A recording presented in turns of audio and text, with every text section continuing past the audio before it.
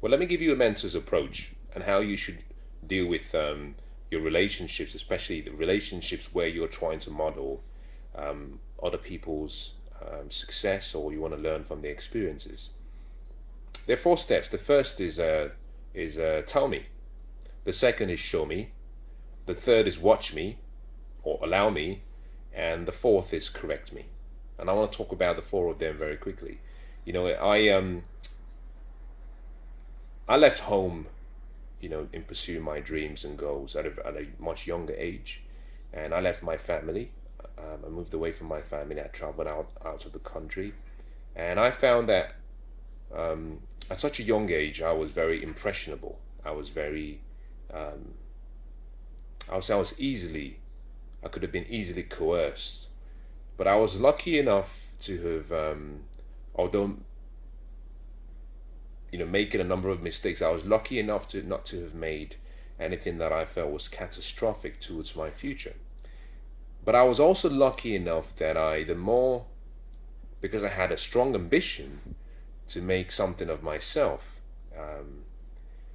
I had read something about Abraham Lincoln and his biography, I believe, or a biography or a story written about him by someone, and in the story, one of the things I picked out from his life experience was the challenges he went through and the number of failures he had, setbacks, but how he overcame all odds. And he failed so many times, went through a nervous breakdown, lost his wife or his partner, tried to get elected in various parts of the electoral government to serve, failed so many times, but eventually he became the president of the United States and one of the greatest presidents that has ever lived.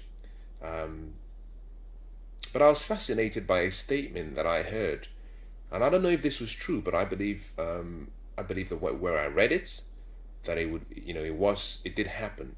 It may have been paraphrased, and it says that Abraham Lincoln's mother said something to him at a young age, and she said, "Be someone, Abraham.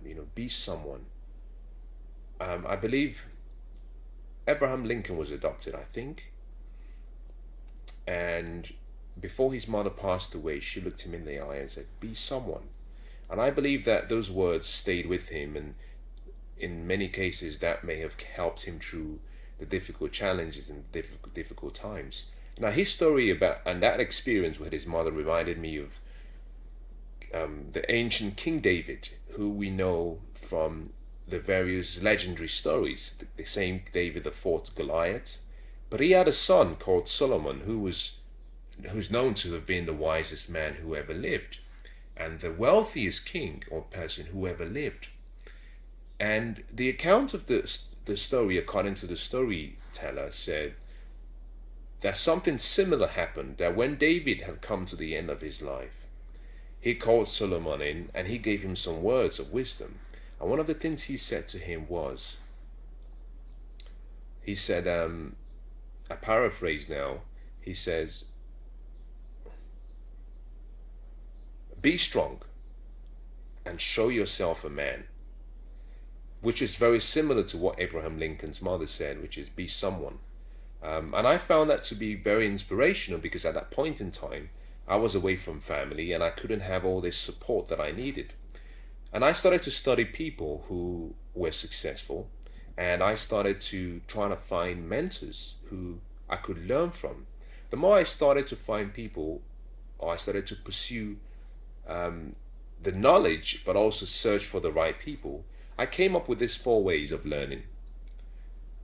The first I said was, tell me what I should do. And this is what you have to do with those you care about, those you want to teach, but also if you want to learn from someone has to tell you what you need to do. Someone has to guide you, someone has to educate you, someone has to mentor you. So the first thing is you instruct me, tell me what I need to do. The second is you have to show me, because in many cases what you do speaks so loud that in many walks of life, what you say is almost always secondary to what you do. You know, what you do speaks so loud I can't hear what you're saying, as the famous quote goes. It's important that when people educate you, they also demonstrate through action, because action is how we learn. We learn from observation. We learn from seeing and repeating what we've seen. You know, you can learn from various ways. You can learn from your own mistakes, and you can learn from other people's experiences. And part of the way of learning from other people's experiences is really to understand the decisions and the actions that they made and they took. Now, the third step is simply, once you've listened and you've observed, now you have to do. And that means the person teaching you has to stand back and simply observe you patiently, without criticism, without wanting to jump in to rescue you, allowing you enough space to be able to navigate through the various vicissitudes of life, and allow you to make the mistakes that are necessary for you to grow. You know, when you see, if you've ever seen an eagle teach its young offspring how to fly, it's such a beautiful scene. It's quite interesting, you know. The eagle takes the baby up, and the baby at this point is still very weak. Takes them up all the way up and just lets them go. And they fall. And they fall so quickly because they've never flown before. And the mother eagle just, you know, observes and just waits, but she follows very quickly, and just as the baby's about to hit the ground, she scoops them off the ground. Now, she does it a number of times until the baby eagle can step, or eaglet, I'm not really sure which is which, eagle or eaglet, I don't know. The baby can start flapping its wings and slowly begins to fly.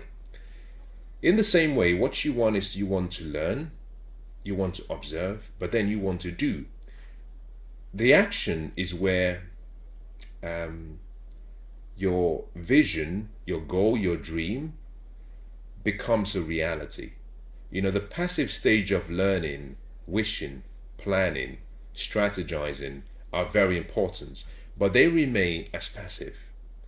Action is where you take the dreams and the goals, and then you let the rubber meet the road. That's where the dreams have become a reality. So you have to take action. Now, once you've taken action, you now need the person who is teaching you, or the person you're teaching, depending on what role you're playing. The fourth stage is, you want the person to then instruct you or guide you. What did I do right? What could I have done differently? Now, I don't really believe in failures. I believe that you have setbacks. I believe that you have missed opportunities. And I am of the opinion that every time you set a goal and you miss the mark, or you fall short of the mark, that is life's little way of qualifying you for that future you're trying to get into. I'll say that again. I don't believe that you fail in life. There is no such thing as failure. You know, it's an illusion. Failure is an illusion that you have to believe. It doesn't exist. Failure doesn't exist.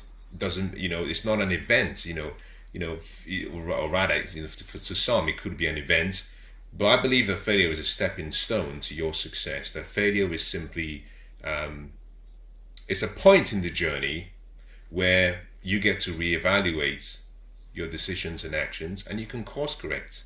So failure only becomes a negative when you haven't learned anything.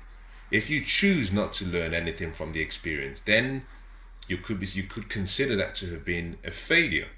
But once there is learning, then all you're getting is feedback. The difference between failure and feedback is learning. There is always a hidden gem of wisdom that we all can hold on to if we're humble enough and are willing to discipline ourselves to look beyond the natural and see the hidden gem within. So 4 things if you want to learn, or if you want to teach. Tell me, show me, then listen and observe me, and then correct me. So try this, in your personal life with those you're learning from, or with those you're teaching, and you'll find that the communication and the ability for them to improve, but also for you to improve, increases exponentially.